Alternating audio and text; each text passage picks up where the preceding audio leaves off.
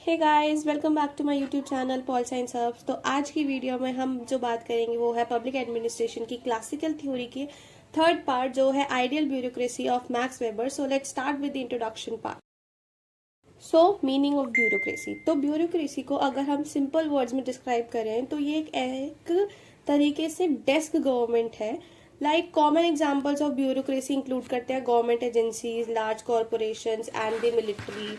तो max weber के according bureaucracy एक एडमिनिस्ट्रेशन है जो कि ट्रेन प्रोफेशनल्स द्वारा कैरिड आउट किया जाता है विद रूल्स जो गवर्नमेंट के द्वारा फिक्स किए जाते हैं, और Max Weber as a founding father of bureaucracy भी कहलाए जाते हैं। तो अब हम थोड़ी बात कर लेते हैं मैक्स वेबर के बारे में। तो आप अगर इसे एक बार रीड आउट करोगे तो आपको समझ आ जाएगा कि मैक्स वेबर ने ब्यूरोक्रेसी के बारे में क्या किया है, बट फिर मैं आपको एक बार बता देती हूँ। वेबर के अकॉर्डिंग ब्यूरोक्रेसी एक एडमिनिस्ट्रेटिव बॉडी ऑफ ऑफिशियल्स है। उनके अकॉर्डिंग मॉडर्न एरा में लॉट ऑफ इकोनॉमिक कंपटीशन है, जिसकी वजह से कैपिटलिस्ट ऑर्गेनाइजेशन को एक highly efficient kind of organisation system की जरूरत है, जिसे ये ब्यूरोक्रेसी कहते हैं। तो अब हम देखेंगे कि मैक्स वेबर ने अथॉरिटी के ऊपर अपने क्या पॉइंट ऑफ व्यूज पुट किए हैं। तो in simple ones, authority means the power और the right to give orders and make others obey that following orders, like a boss और manager gives order to their employees, a political leader. फिर Weber ने 3 types of authority बताए। First one is charismatic authority, second one is traditional authority and the third one is the legal rational authority. तो first one, charismatic authority.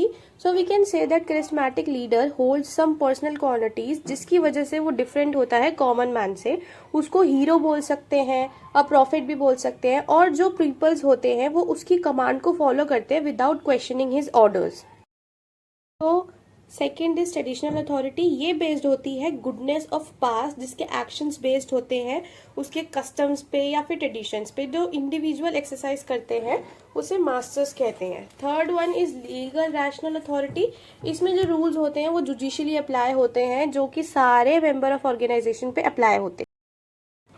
तो अब हम बात करेंगे main crux of our video, that is Max Weber's bureaucracy.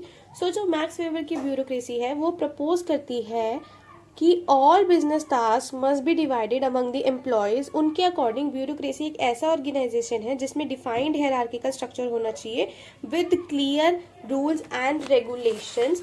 जो weber की ideal type of bureaucracy है वो इजिप्ट, रोम के एंशियंट ब्यूरोक्रेटिक स्टडीज के ऊपर बिल्ट है।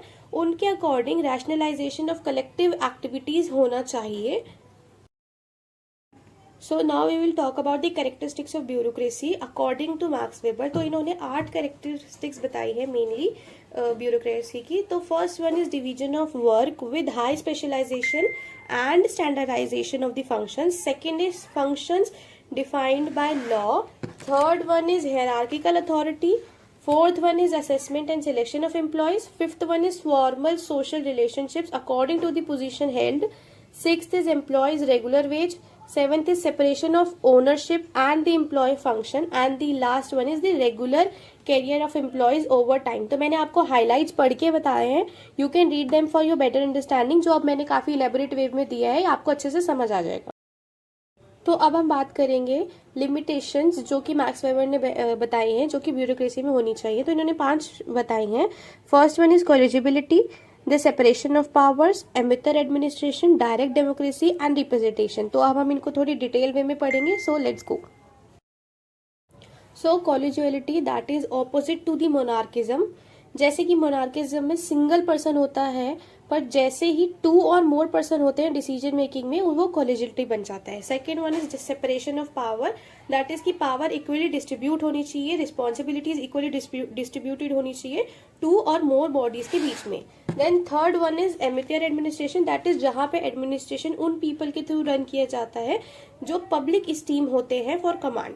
Fourth one is direct democracy, that is which is limitize the power of bureaucracy, क्योंकि इसमें जो ऑफिशियल्स होते हैं वो गाइडेड भी होते हैं and at the same time answerable भी होते हैं असेंबली को। Fifth is representation, that is elected representation of people shares the authority of bureaucracy. तो नाउ वी विल सी कि किस किस ने मैक्स वेबर की जो आइडियल टाइप ऑफ ब्यूरोक्रेसी है इसको क्रिटिसाइज किया है। तो फर्स्ट वन जो है, तो जो पहले क्रिटिक है वो है कार्ल जे फ्रेडरिक जो कहते हैं कि ideal type is unfortunate in bureaucracy, उनका मानना यह है कि आइडियल टाइप का कुछ नहीं होता ब्यूरोक्रेसी में, जो कि मैक्स वेबर ने मेंशन किया है। सेकंड क्रिटिक बाय रॉबर्ट के बर्टन जो कहते हैं कि स्ट्रिक्ट रूल्स एंड रेगुलेशंस होना अच्छी बात है, पर बट ये एक रिजिड एंड फॉर्मल स्ट्रक्चर में रिजल्ट कर जाता है, जिससे कि इफेक्टिवनेस जो होती है ऑर्गन की वो लॉस हो जाती है। जो थर्ड वन है वो टैलकॉट एंड पार्सन क्रिटिसाइज करते हैं टेक्निकल सुपरियोरिटी जो मैक्स वेबर ने मेंशन किया अथॉरिटी में, as it leads to the internal inconsistency. इनके अकॉर्डिंग ऐसा जरूरी नहीं है कि जो अथॉरिटी ऑर्डर दे रही है टेक्निकल स्किल्स के बारे में उनके पास भी इक्वली उतनी ही स्किल्स हों। So this is the concluding part of our slide. You can read it and you will get to know. आप अगर इसको रीड आउट करोगे तो एक बार।